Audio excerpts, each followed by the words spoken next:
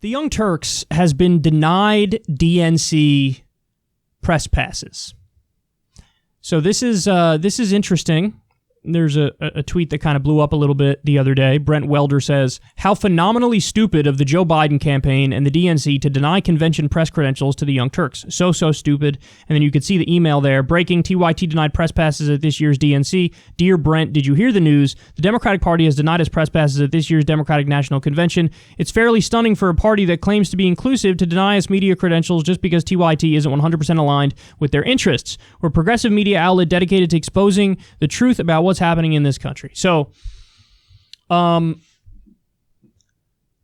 they say, well, I mean, our convention this year is mostly virtual.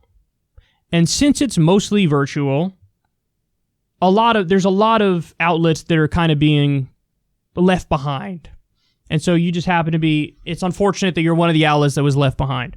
Now, yes and no, it is virtual, but then there is also, I think, a max of 225 people or something like that'll be in Milwaukee. So it's a little bit of both. But even so, if anything, I think maybe that's an argument in the other direction too. Like, okay, if it's virtual, then it's super easy to give somebody a press pass and let them, I don't know, be in on a freaking Zoom call or whatever. Like, so why not? Why not? Why not? And that gets to the main point, guys. Trump has threatened many times as president to kick people out of the press room, kick outlets out of the press room because they're fake news. He says they're fake news. He's like, I want you gone. And every time Trump did that, the media across the board would be outraged. And they'd say, how dare you? It doesn't matter if you like the outlets, dislike the outlets. They are press outlets, and they're doing their job. And we have a First Amendment in this country, and we believe in free speech and a free press. So you have no say.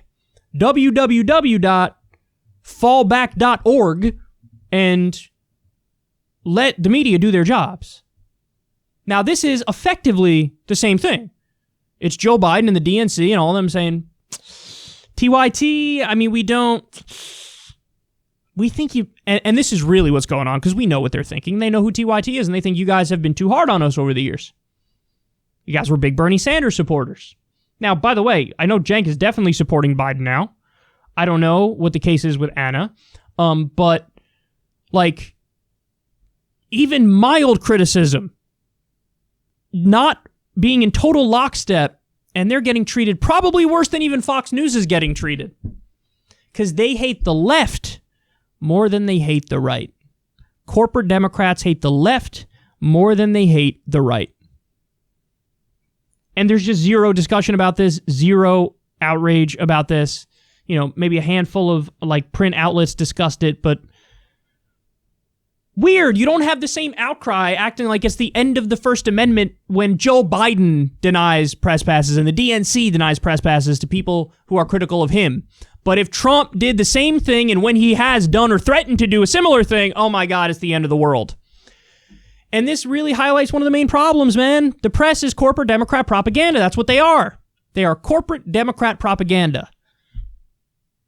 And so this is going to get no discussion at all.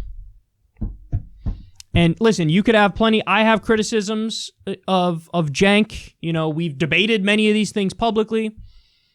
But all of our issues, put them aside. The fact of the matter is, this is a no-brainer, and they really should have given the press pass. And it is also kind of like a middle finger to the people who aren't totally in lockstep and are to Joe Biden's left. On top of the Kamala thing, I mean, it's never ending. Everything that they're pretending to do for you is just placating. That's all it is. So everybody just, keep your eyes wide open, okay? Know what's really going on here. And unfortunately, we're going to be one of the few to discuss this and call this out about how it's radio silence now, but if Trump did it or did something similar, forget it. It would be the end of the world.